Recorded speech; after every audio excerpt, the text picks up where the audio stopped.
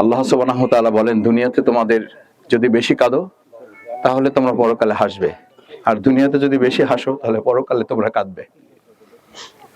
সুতরাং ইমানদারদের দুনিয়ায় হাসার জন্য না, দুনিয়ায় ফালিয়াদহাকু কালিলা ওয়া লিয়াবকু কাসীরা, দুনিয়ায় বেশি হাসো, পরকালে তোমাদের কাঁদতে হবে। দুনিয়ায় বেশি কাঁদো তাহলে পরকালে তোমার হাসির জায়গা হবে। সম্মানিত মুসলিয়ান ইকরাম, সালাম খলিফা ভাইয়ের পরিবারের সন্তপ্ত সদস্যবৃন্দ এখানে আছেন, আমরা তাদের প্রতি সমবেদনা জানাই। আমাদের যাদের বাবা চলে গেছেন তারাই শুধু বলতে পারবেন, তারাই উপলব্ধি করতে পারেন যে বাবা চলে যাওয়া মানে মাথার উপর থেকে একটা ছাতা চলে যায়, একটা ছাদ চলে যায়, সে যে অবস্থায় থাকুক। আমার বাবা দীর্ঘদিন স্ট্রোক করে বিছানায় ছিলেন, কিন্তু মনে হতো আমাদের একটা ছাদ আছে।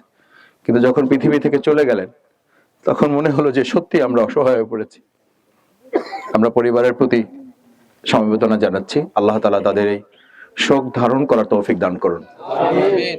শেষ কথা হচ্ছে, আপনারা যারা এখানে এসেছেন, আমি সবসময় এই কথাটা বলার চেষ্টা করি, আল্লাহুম্মা মান আহইয়াইতাহু মিন্না ফাআহইহি আলাল ইসলাম। আমরা যেন ইসলামের উপর চলতে পারি ভাই। আজকে কফিন সামনে রেখে আপনার জন্য আমার জন্য শিক্ষাটা কি? শিক্ষাটা হচ্ছে এরকম একটা কয়েক টুকরা কাপড় নিয়ে আপনি চলে যাবেন। বিবস্ত্র অবস্থায় এসেছেন, 30 বছর 40 বছর 60 বছর জীবন যাপন করে 5 টুকরা কাপড় নিয়ে আপনি চলে যাচ্ছেন। আর কিছু আছে সাথে বলেন? নাই। কি আছে? আমল আছে। এই আমলের দিকে যেন আমরা নজর দিই। সেজন্য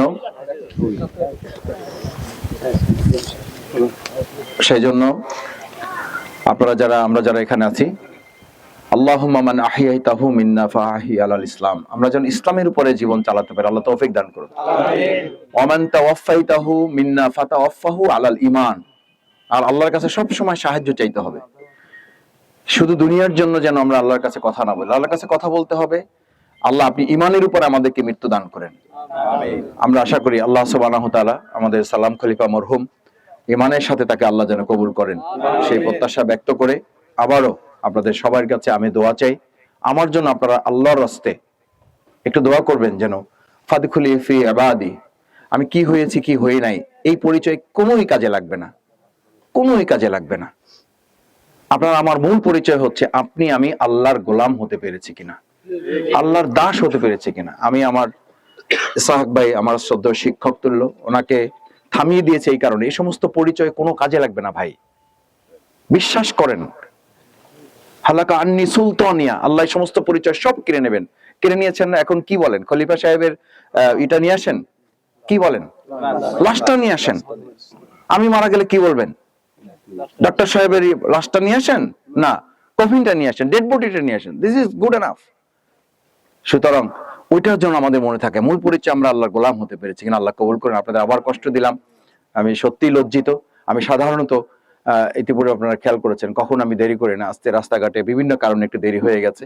আপনারা ক্ষমা সুন্দর দৃষ্টিতে দেখবেন। আমি ভবিষ্যতে এটা খেয়াল রাখার চেষ্টা করব যেন যে কোনো বিষয়ে যে কোনো সমস্যাগুলো সময় মতো আমি সম্পন্ন করতে পারি। আল্লাহ আমাকে যেন সেই তৌফিক দান করেন। আপনারা আপনাদের দোয়ায় আমাকে শামিল রাখবেন।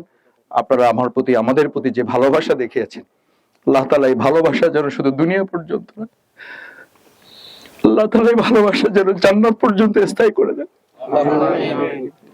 সত্যি আমি আপনাদেরকে ভালোবাসি। আমাদের এই ভালোবাসাটা যেন আল্লাহ অটুট রাখেন। আসসালামু আলাইকুম ওয়া রাহমাতুল্লাহ।